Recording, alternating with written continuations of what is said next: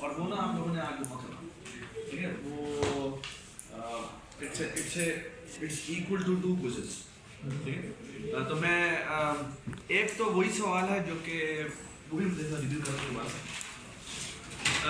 तो पहला सवाल ये है कि ये असाइनमेंट में भी सवाल था, और वो असाइनमेंट सवाल पूछते हैं कि फॉर एग्जांपल जी आपके पास जी 3 तरह के फ्रूट्स हैं, लेट्स से एप्पल्स, ऑरेंजेस और दी नहीं पियर मुझे बिल्कुल नहीं पसंद, मैंगो ठीक है। अच्छा, और हमने क्या करना है जी, और लेट्स से कि हमने जी, और ये इन्फिनिट क्वांटिटीज है, अगर इन्फिनिट क्वांटिटीज है और आपने कहना है जी मैंने 30 उठाने, मैंने 30 क्वांटिटीज 30 फ्रूट्स उठाने, तो I can represent by x1 plus x2 plus x3 is equal to 30, okay. क्योंकि मैंने कितने फ्रूट उठाने, मैंने 3 फ्रूट उठाने, ठीक है, 3 तरह के फ्रूट उठाने और 30 फ्रूट उठाने, ठीक है। याद है इसका सॉल्यूशन क्या था, कितने पॉसिबल सॉल्यूशन बन सकते हैं कि 3 कैटेगरीज हैं, 3 कैटेगरीज को डिवाइड करने के लिए, हेलो भाई ये तुम्हारे एग्जाम के क्वेश्चन है जी, इसे कैसे करेंगे, 3 आपकी कैटेगरीज हैं, तो 3 minus 1 आपको डिवाइडर्स कितने चाहिए, 2 डिवाइडर्स चाहिए, 3 minus 1 प्लस यार कितने सारे हो, 3 minus 1 प्लस 30 आपने स्टार्स डालने हैं उन डिवीजन में, तो ये क्या हो जाएगा,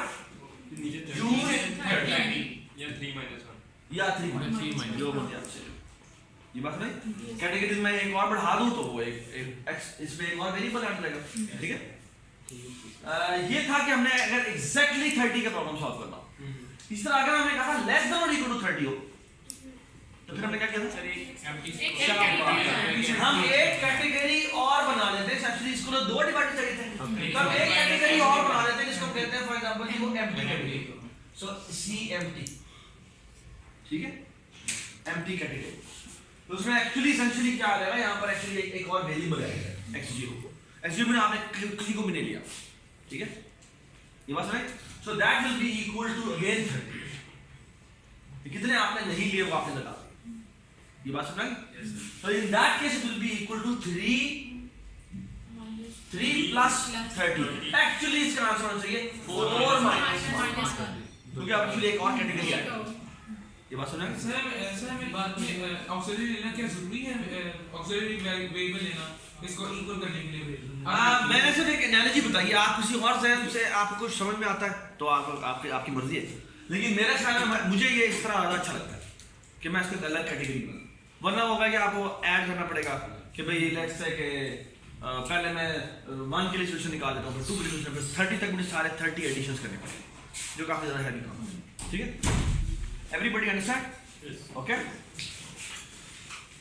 अच्छा, अब असाइनमेंट में जो सवाल था वो ये नहीं था, असाइनमेंट में जो सवाल था, अच्छा बाद में अगर मैं आपको अपने ये क्लास में किया था कि अगर मैं ये कह दूं कि A should be greater than or equal to let's say 5 and O is greater than or equal to 3 and mangoes are greater than or equal to let's say 2, तो इस केस में हमने क्या किया था,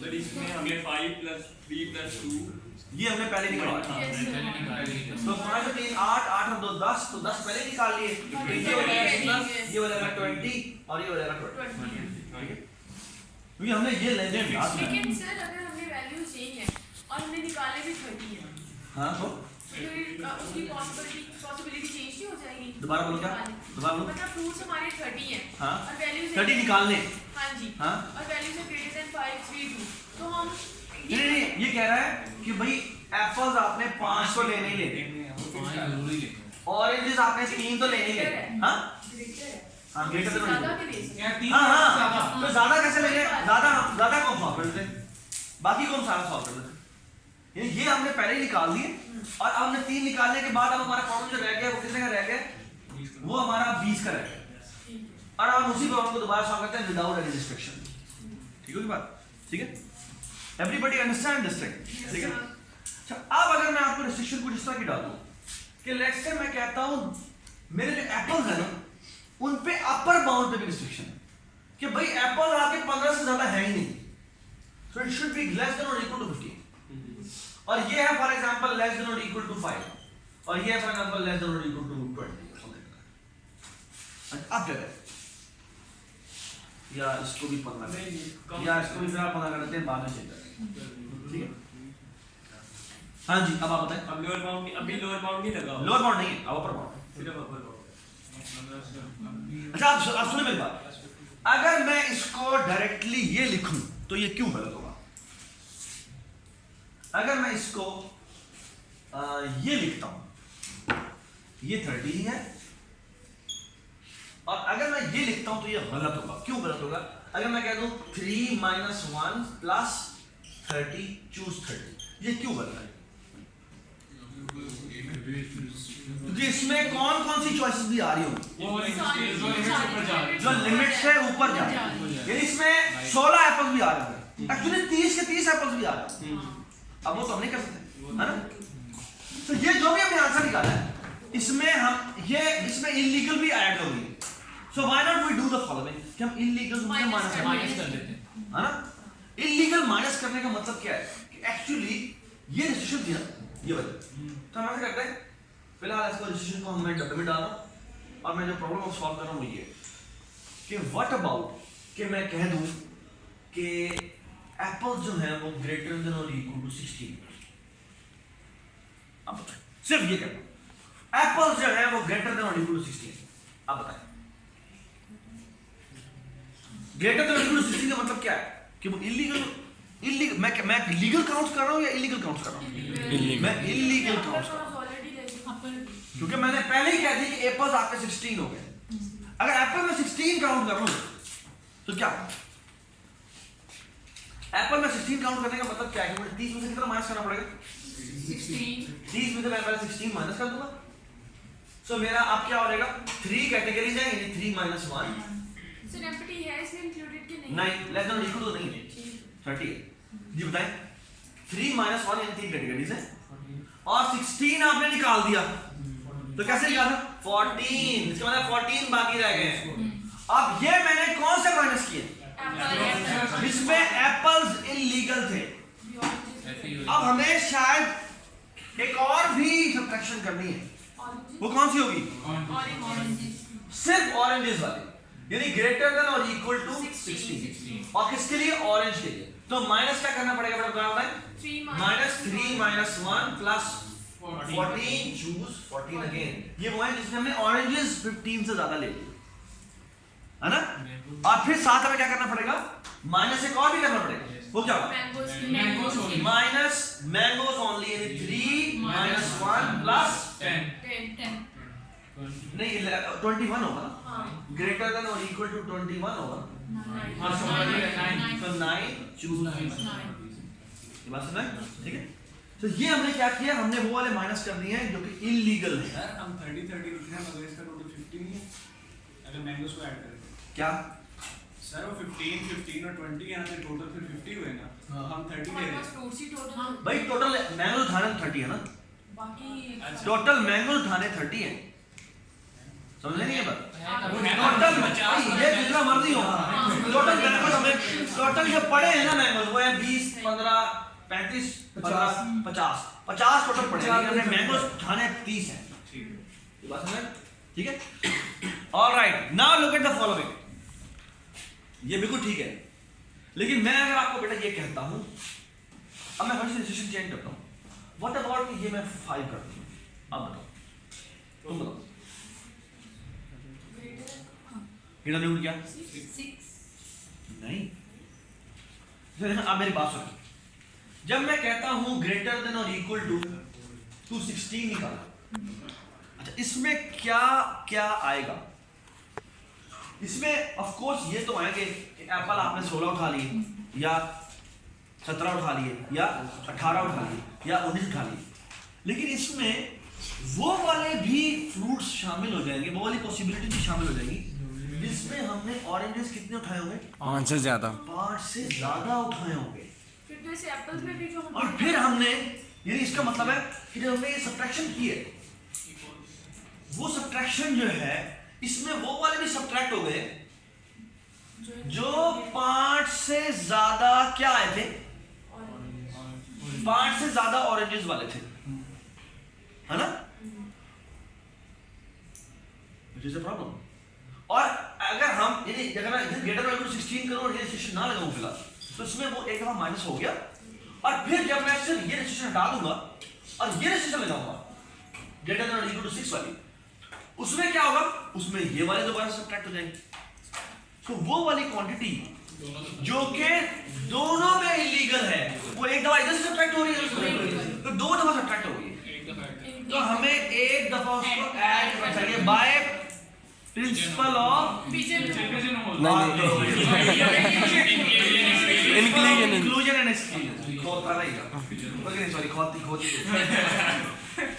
तो हमें ऐड करना पड़ेगा क्या कि ये हमने सब्ट्रैक्ट कर दिया, हमें अब करना पड़ेगा ग्रेटर देन और equal to 16 and greater than और इक्वल टू 5, और इस पर रिस्ट्रिक्शन हम नहीं लगाएंगे।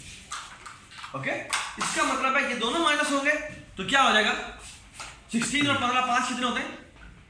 21 सॉरी 6 तो कितना हो जाएगा?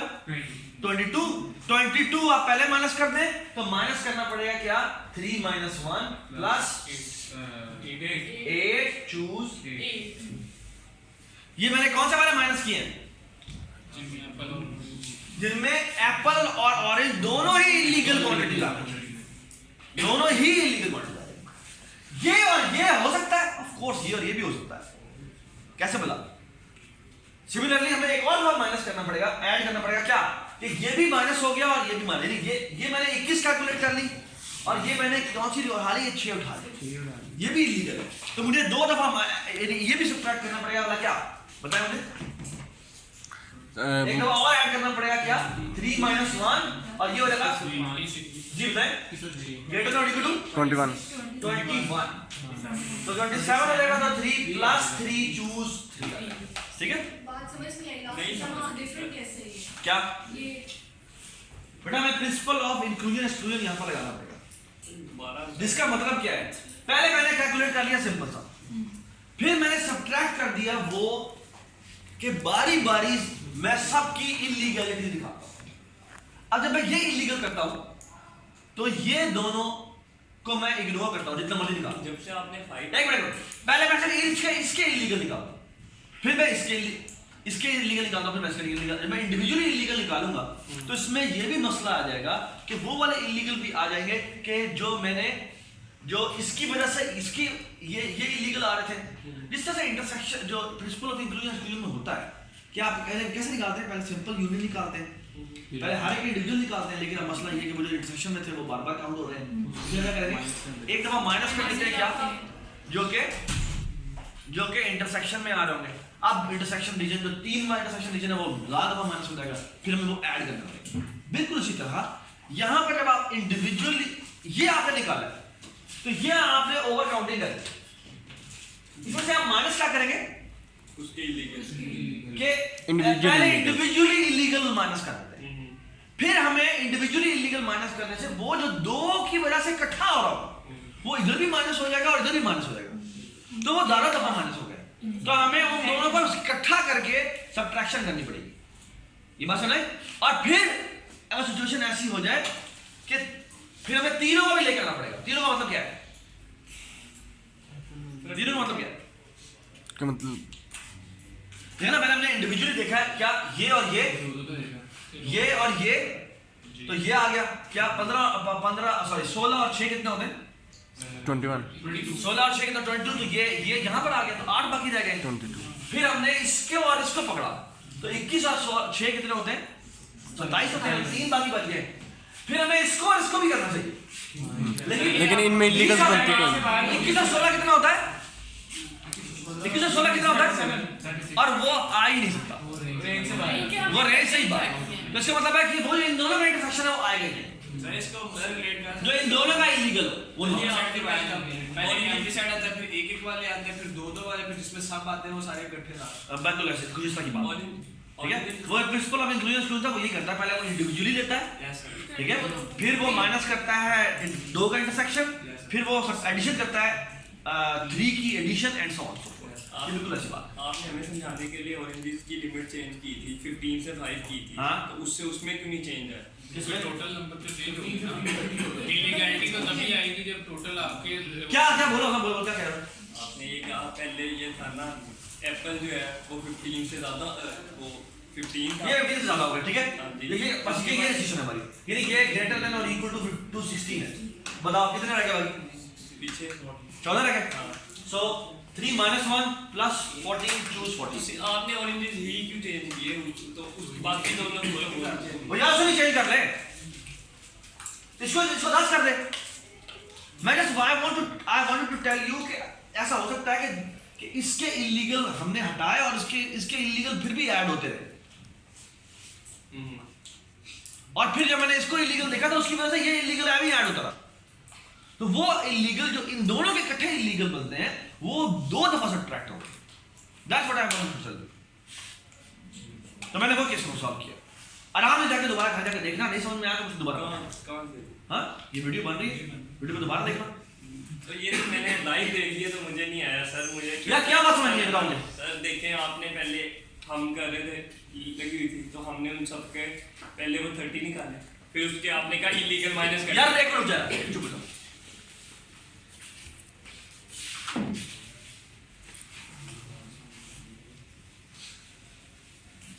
कर दिया ये रिस्ट्रिक्शन है भाई कि जो एप्पल्स है वो लेस देन और इक्वल टू 15 है जी। ऑरेंजेस हैं जो लेस देन और इक्वल टू 5 है और जो मैंगोज है वो लेस देन और इक्वल टू 20 ठीक है हाँ जी ठीक है आ जाओ बताओ पहले मैं रिस्ट्रिक्शन की बगैर नहीं करता कितना आ जाएगा 3 - 1 + 30 choose 30 30 ठीक है अब माइनस अब इलीगल माइनस करना अब मैं इलीगल माइनस करते ठीक हैं है 3 - 1 अब पहले इलीगल सिर्फ माइनस करते हैं कंसीडरिंग ओके सिर्फ एप्पल्स तो यानी ग्रेटर देन और इक्वल टू 16 पहले ये count okay we forget about इसके के ऑरेंज और मैंगो के ऊपर कोई भी रिस्ट्रिक्शन नहीं ठीक है तो माइनस क्या हो जाएगा जी बताएं 3 - 3 - 1 + 14 choose 14 ठीक है ये बात है हाँ जी इसमें अब इशू ये है इसमें वो वाले भी काउंट हो रहे हैं कि अगर मैंने एप्पल चूज कर लिए हो 16 जी और ऑरेंजेस चूज कर लिए हो 8 हाँ जी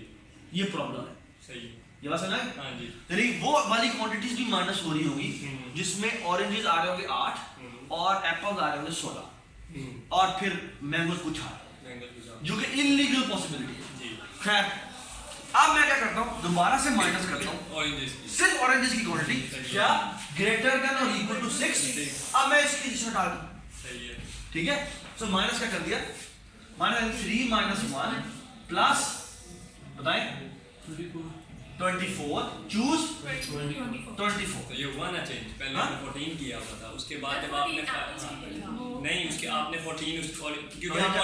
ऑरेंजेस पे भी वो रिस्ट्रिक्शन मैं चलो नहीं लगाया बल्कि मैं कहता हूं, हर एक को इंडिविजुअली माइनस करना पड़ेगा अब करें अब आगे। फिर माइनस करेंगे क्या ठीक है अब हमने आप मुझे इंडिविजुअली इसे करना है यानी ग्रेटर देन इक्वल टू 21 यानी क्या हो जाएगा 3 - 1 प्लस 9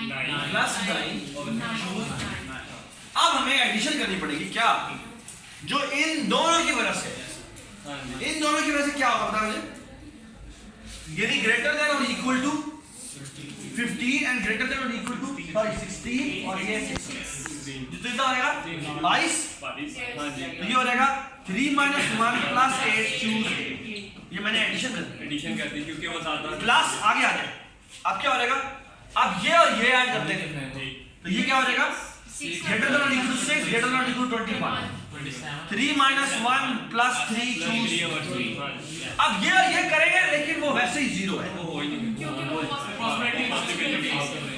और साथ हमें माइनस दोबारा करना चाहिए 3 का लेकिन 3 में भी 0 आ जाएगा ये बात सुनाई बात ठीक है ठीक है अगर हम साथ में इसकी वैल्यू बहुत बड़ी ले लेते और ये तीनों वैल्यू छुट्टी होगी तब हम उसकी क्या लेते तो फिर इनकी होनी नहीं थी दोहरी नहीं थी दोहरी नहीं थी इस तरह हमारा पहले सिचुएशन थी ठीक ये बात समझ आई एक ये सवाल है जो आपने आज जमा करवाना है और बाद में जो असाइनमेंट में सवाल है टॉयज वाला वो भी आपने जमा करवाना है सर अगर उसमें अगर ये आपने दोनों सवाल जमा करवाना है दोनों की दो क्विज़ेस की एब्सोल्यूट बेटी ठीक है, अच्छा आगे सुनो बात।